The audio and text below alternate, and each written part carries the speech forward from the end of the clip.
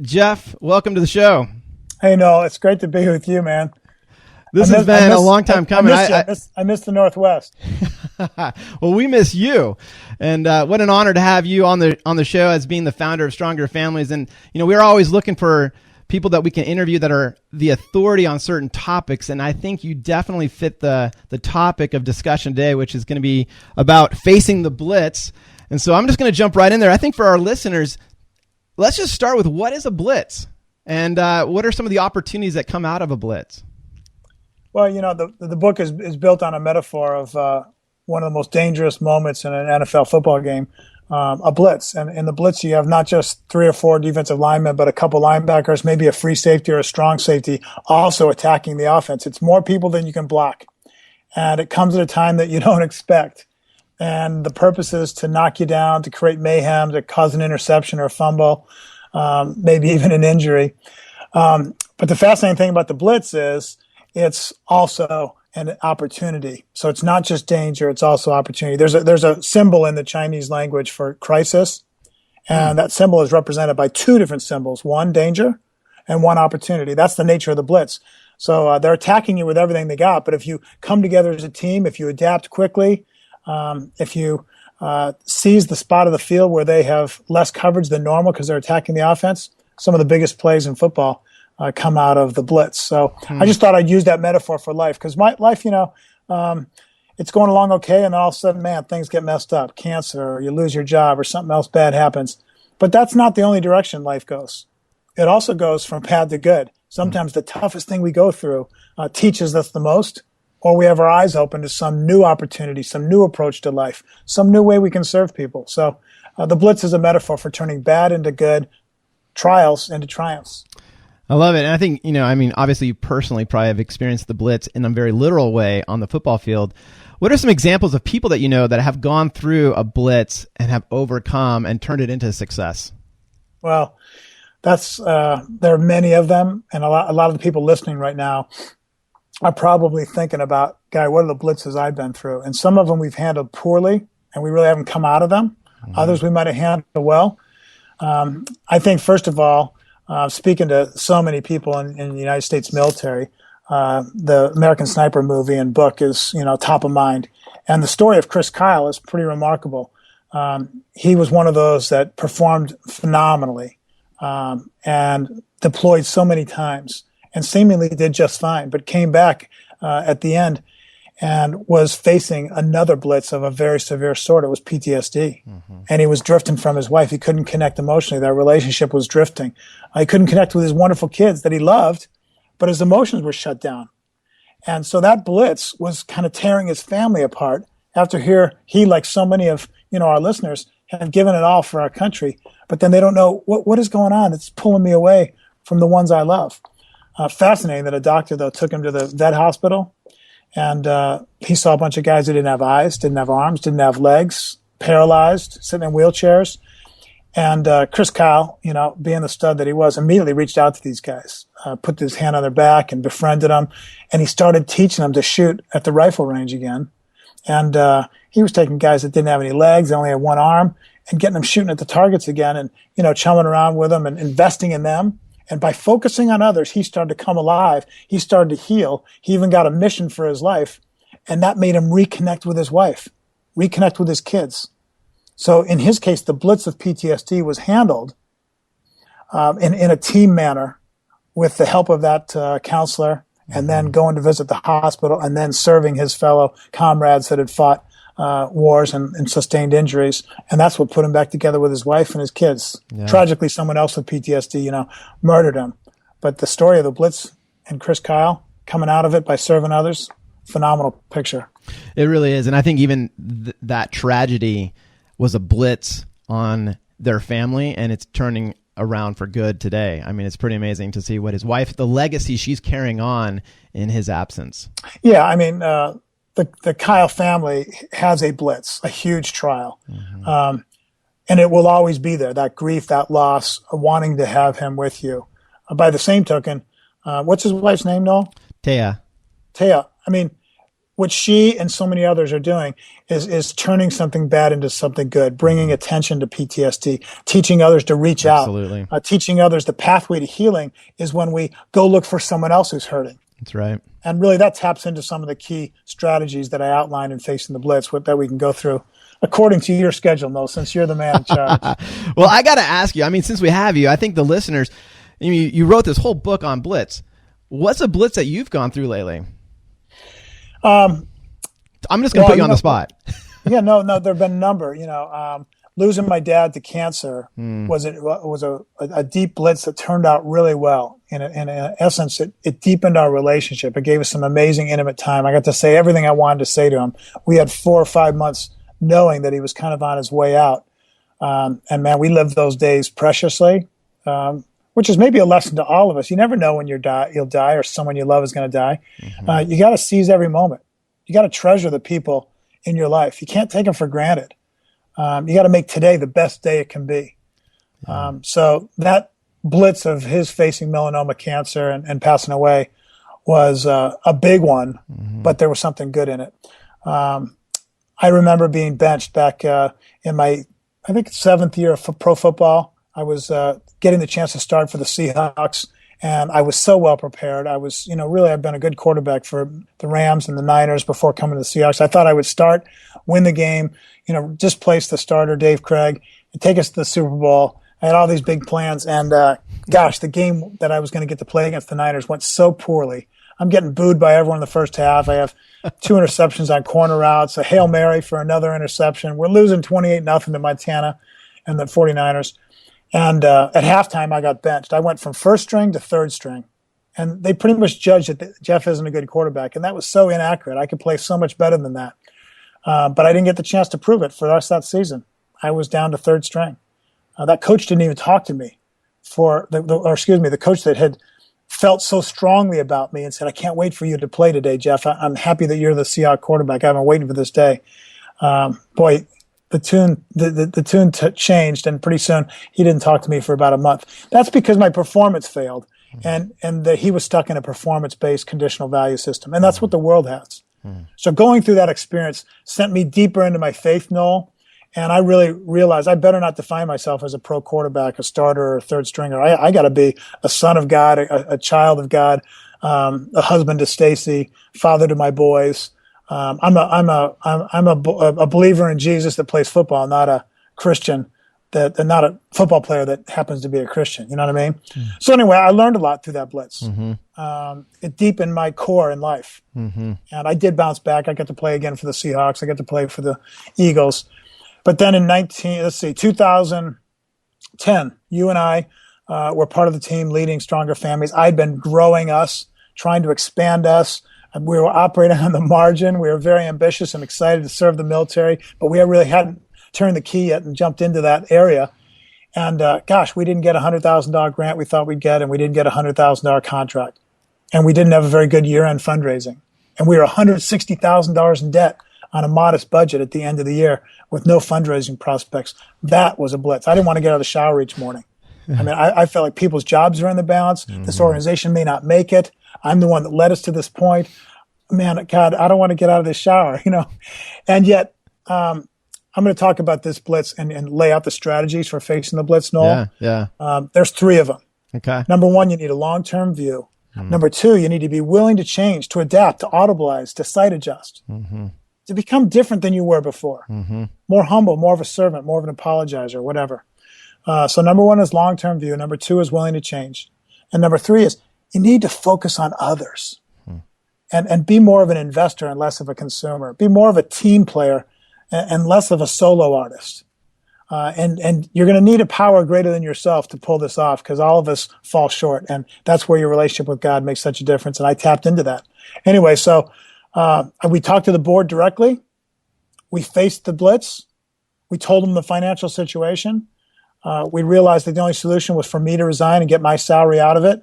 Huge salary that it was in the nonprofit world. It wasn't big, but it was a large part of our budget.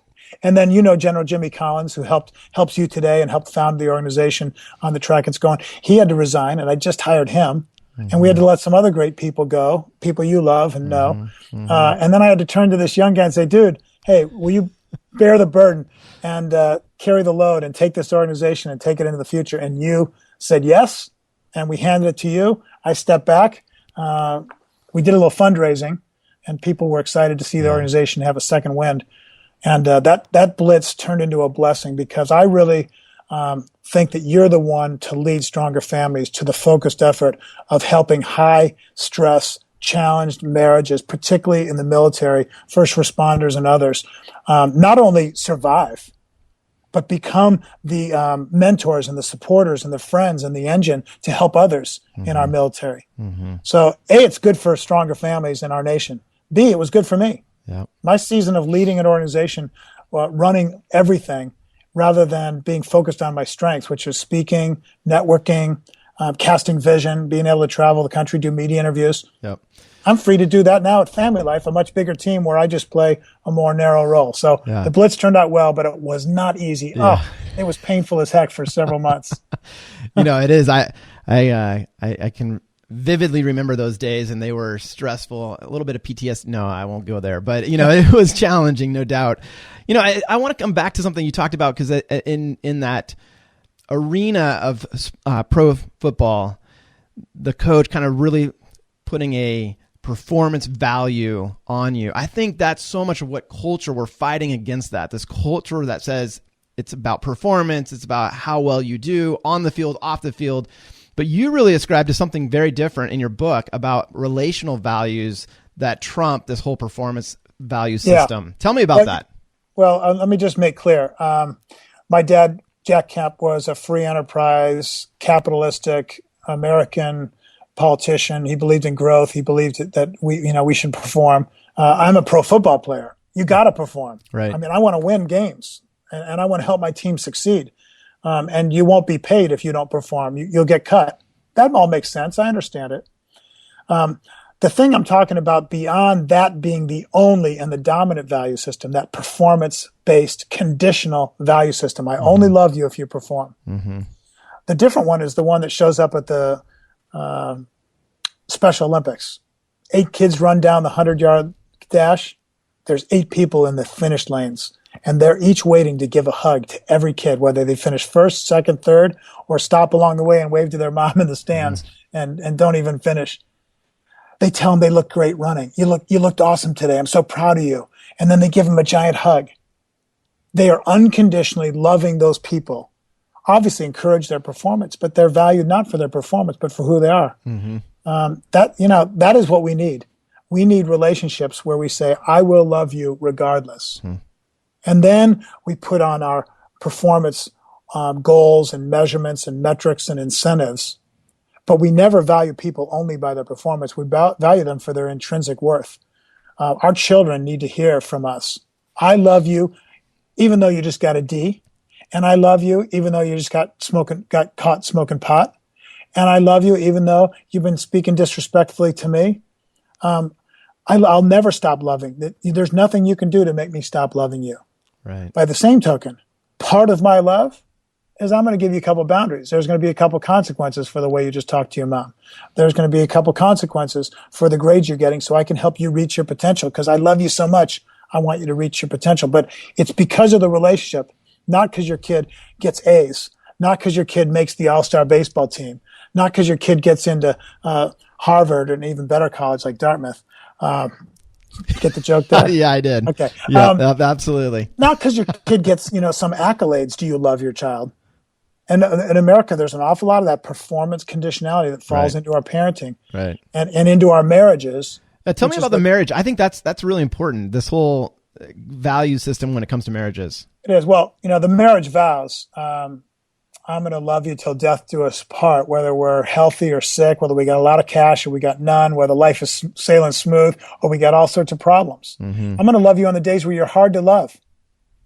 I'm going to love you on the days where you have no energy and you're sick and damaged and facing some illness, but I'm there. What that means is that I'm unconditionally committed to you, and I'm going to be an investor in this relationship rather than a consumer. Check this out. Let's talk about the NFL for a minute, Noel. Yeah. Joe Montana threw a pass to Jerry Rice one day in practice and hit Jerry Rice kind of right in the shoulder pads, a little bit tight, not out in front of him. and Jerry caught it and ran for a touchdown. And Mike Holmgren, the quarterback coach, I was standing next to him. He said, "Hey, great throw, Joe." And Coach Bill Walsh in the Hall of Fame today said, "Mike, that wasn't good enough. It wasn't accurate enough. It needs to be 1 foot out in front. It needs to be perfectly accurate to make it easier to catch and keep running. It can't be in the shoulder pads, and it can't be 2 feet out in front." From that point forward, Mike Holmgren coached to that high standard of excellence. Joe Montana worked to that high standard of excellence. Russell Wilson in the summer is being taught, throw the ball to a 1 foot diameter of accuracy, hold yourself accountable to make the receiver look good, make it easy for him. But then what are the receivers taught? If you can touch it, you must catch it wherever it is. Low, out in front, behind, up high. Reach up, stretch, get your ribs blown up, miss 4 games with broken ribs. We'll put someone else in for you, but we need this catch to get this first down, to get this drive, to win this game. See the attitude? It's an attitude of sacrificing for others, expecting more of yourself than you do of them. That's an investor attitude. Remember, President Kennedy said, "Ask not what your country can do for you." That's a consumer mentality. Right. But ask what your country, what you can do for your country. That's an investor mentality. Yeah. Now, I just submit, Noel, that myself and 99.9% of us Americans, we've been trained to be consumers. All that marketing, Madison Avenue, Hollywood, all the products say, "Hey, you're special. You deserve to have it work for you. Don't be satisfied till you get the newest and the latest." Right. But we carry that into marriage. And we're waiting, what's she going to do for me? We drive home and we think, I hope we have a romantic night tonight. Here, I can think of some things I want her to do for me. But are you thinking about what kind of day she had? Have you had any conversation with her? Have you asked about how her life is going? Have you said, can I meet any of your needs? Love you in the language that you need being loved. That's being an investor. And that'll make marriages recover from their pain and grow into their greatness that they were meant to have. You know, these 3 strategies that you talk about in Facing the Blitz, I want to kind of put a context to it in terms of our military families and the challenges that they go through. A lot of times there's deployments, long separation, just the reality of the new normal. They're coming back from deployment. How would you apply some of these principles or tips that you talk about for the Blitz? Because many of them are facing blitzes on a daily basis in their context. Is there anything that the long-term view, right? You do need a long-term view that, we married for life. We're in the military now. The military is going to demand so much of us. And it's going to be one size fits all sometimes. We're not going to get the sensitive treatment that our family needs. But we can make this. Others have made it through this. We want to have a great life 20 or 30 years from now. So I'm not going to fire back with anger. I'm not just going to use some negative words and label you. I'm not going to cave in to the person here at home who's trying to cozy up to me and reach out to me while my spouse is gone. And I'm thinking about all the negative things in our relationship while this person doesn't have any of that baggage, doesn't have to live with me, buys me a drink at a restaurant, and starts saying nice things to me at work. And you start comparing your spouse to this relationship that seems easy. That's a consumer mentality. So you need a long-term view. What do I really want in life? Number 2, I need to be willing to change. Maybe I need to be the first one to apologize. Maybe I need to become more of a student of my spouse rather than just whining about the circumstance I'm in. And then to focus on others. All this, it's not that easy unless you have a team. So I would say to military couples that are facing a challenge, you aren't the only one that's faced this. Many others have before. Ask someone around you who's been through it to mentor you. Tell someone you're struggling. Right. Ask someone to pray for you. Right. I mean, when you go to an Oxygen for Your Relationship seminar, one of the key things that you do is you map out your support team. Right? Yep. You got a team that you deploy with. You got a team that you enter warfare with. But you need a team around your marriage. And I would say this to couples. Before you go, if you can, and after you come back, if it's the only time you have the chance to, whenever you can, build friendships with other couples who will be friends of your marriage. And by friends of your marriage, I mean, if you're kind of flaking off and speaking ill of your spouse, if you are starting to not pay attention to them and write them letters and stuff as often as you have been, if you're really discouraged about the marriage and you just think you can't make it, you need a friend who won't say, yeah, it's not worth it. He's not that good a guy, or she's kind of a pain. That's not a friend. Certainly not a friend of your marriage. Yeah. You need someone to say, hey, I want to encourage you to maybe start writing her letters again. I want to encourage you to think about the long term. Hey, I'm going to pray for you. Hey, did you think about go through this book or something, or find some strategy to help your marriage? We need teammates. So I would tell military couples, keep the long-term view in mind. Figure out how you can change and do something different. Maybe you need to start writing letters and not just trusting those short Skypes that keep getting interrupted or whatever it is. Maybe you need to write a love letter where you think of all the great things about your spouse, what the reasons why you married them, what you love about them. Instead of focusing on all the hassles you've been having, concentrate on the positive and affirm it and write a letter. Yeah. So practical, but I think it's so helpful. And I think, as I look at your life and the greatness that you've stepped into, it's always been with a team around you. And I think you just cannot overemphasize that. Can't do anything without a team. That's exactly it. You need a center to snap you the ball, running backs and receivers, and linemen. So, no, I think blitzes are a reminder to go back to the basics in life. And the basics of life are relationships. They're teamwork. Yep. Man, we were made to live together. Yep. Everyone loves that feeling they had with their little league team, went to the playoffs and they all celebrated together. Or if they were on a high school football team, they love that camaraderie. Right. There's certain things in the military after you've gone through, a boot camp together or some really intense experience with some of your brothers. You're bonded for life. Well, we need to build that type of bonding around our marriages, around our character, around our families. Absolutely. So I'm a huge believer in teamwork. Absolutely. Huge believer in bearing your burdens with one another. And you got to say, hey, I'm messing up. I really blew it last night. I was selfish. I was defensive. I attacked her. I was sarcastic. It was stupid. I haven't even apologized yet. And then your friend says, well, how do you think you might apologize?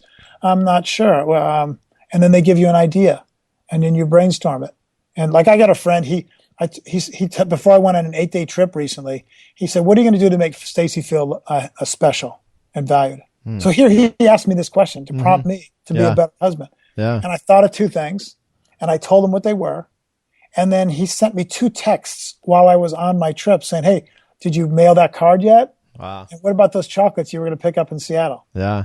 And I was happy because I'd done both of them before he texted me. But that's a friend. Yeah.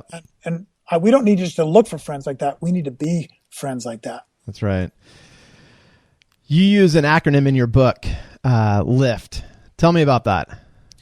Well, when my dad passed away, we had the memorial service, and there was a lot of celebration. And then Bill Bennett, who was Secretary of Education and wrote the Book of Virtues, he's got a radio show in this nation, a great guy, kind of a competitive, ex-athlete. And he and my dad really used to spar, and they were partners in their nonprofit for many years. And he came to the house and he told us a bunch of jokes about dad and stories and made us laugh. And then he affirmed him and he said, your dad was one of the most unique people because wherever he went, whatever the issue, to whomever he spoke, he brought lift. Lift, optimism, a sunny disposition, hope in the future. We can change this. We can make it better. We can get through this. Let's make the world a better place than it was before. And every one of us has that opportunity. And that's what Jack Kemp brought to people. So lift is putting wind under people's sails. It's filling up the love tank in your kid. Yeah. Your kid runs on a love tank, and he's going to behave like a little idiot if his love tank is empty. And if you go discipline him for that stupid behavior, you're missing the point. His love tank is empty. Well, one day Colby was throwing a tantrum, going crazy, and I wanted to take him in the laundry room and discipline him. And Stacy said, Jeff, whoa. You've been gone for 3 days. You haven't had any time with him. He needs time with you. That's his love language. Take him outside and play. So I skipped the discipline, took him outside and played, gave him focused attention. The kid turned right around. And I didn't need to discipline him because I filled his love tank. All right? So lift is filling someone's love tank, and maybe it's speaking some positive words to another person because they don't feel good about themselves. And that's, there was a mom whose little son broke his arm. He's going to miss the baseball season with a cast on his arm. And this is a divorced mom, a single mom, didn't want to be divorced. That's a blitz. Her son breaks his arm. That's a blitz. Right. He's going to miss the baseball season. Yeah, it's a blitz. Yep. What does she do? She pulls him aside, says, "Sons, you shouldn't quit the baseball team, I don't think. Because if you stick with the team, you'll be demonstrating your character of commitment. And that's what will make you a great husband and a great daddy someday." Do you see what she did? She just lifted him by calling out his identity as a man of commitment who's going to be a great husband and a great daddy someday. That's right. That woman knew how to be a lifter, even in her tough spot. Yeah. So that's the meaning of lift. Got it.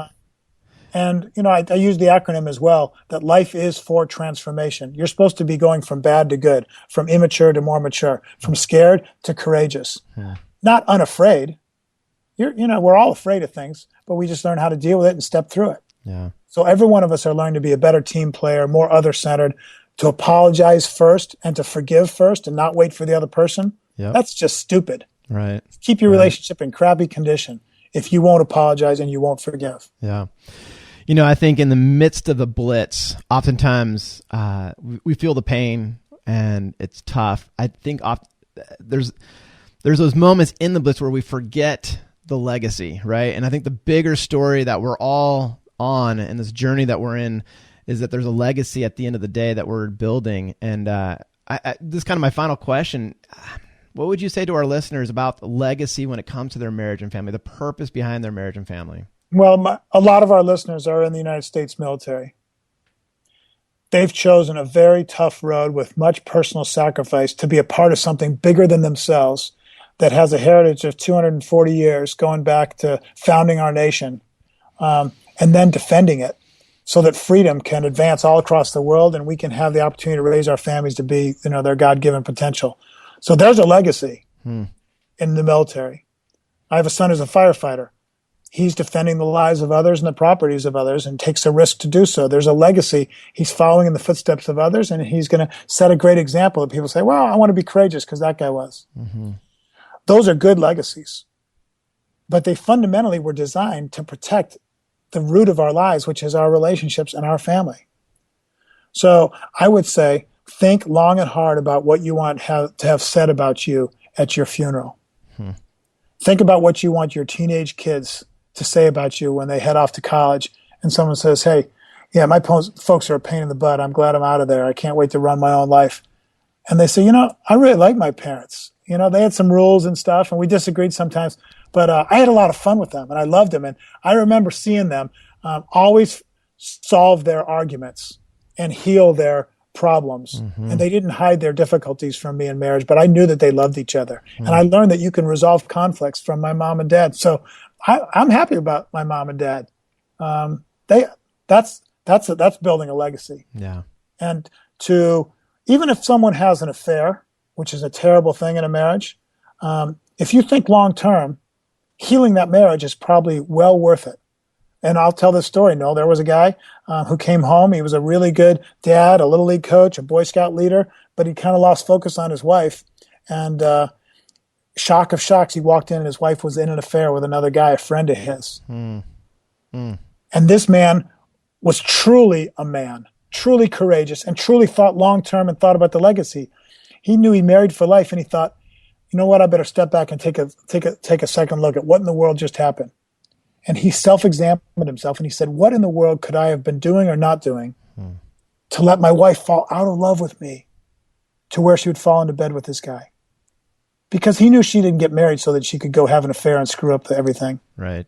He gave her the benefit of the doubt. Now, after self-examining, he walked up to her, and he apologized for not paying attention to her and focusing more on the kids than her and letting their marriage drop in its priority and really not cherishing her, and said, I'm sorry that I've let you fall in love with me. Now, he didn't defend her affair, that big sin, that terrible thing, but he didn't need to accuse her because her conscience kicked in and she melted. She apologized. She cried. She said, can we work on our marriage? And they did, and they rebuilt it, and it's better today than it was. And today, Grandma and Grandpa have kids who come and visit them together rather than split up over multiple households. Wow. That is legacy. Yeah, it is. That's what we're investing in. Wow, that's powerful. What we've been talking about is Facing the Blitz. Amazing book. I've had a chance to read. I love the number of stories that you tell, and then the principles, and really how you've packaged in a way that it's just very real life, down to earth, practical. And Good. so if you haven't had a chance to read this, I highly encourage you. All the information is right below this video. Jeff, I just want to say thank you. Thank you for what you're doing on behalf of thousands of families and marriages across our country. Well, no, I'm so happy to be with you, to be helping stronger families serve those high stress and crucial and awesome marriages and families that they serve. I love Servant at Family Life because we reach tons of marriages and families. Yeah. And if anyone runs to the website on the book, they can get a small group free huddle up discussion guide. Nice. So that groups can go through the book and build a team by talking about blitzes. Absolutely. So that's at facingtheblitz.com. It's great. Well, thanks. And on our next show, we'll be covering more of these kind of topics. So I want to encourage you to come back. But in the meantime, thanks, Jeff. And All right. God bless. Thanks, Nell. See ya.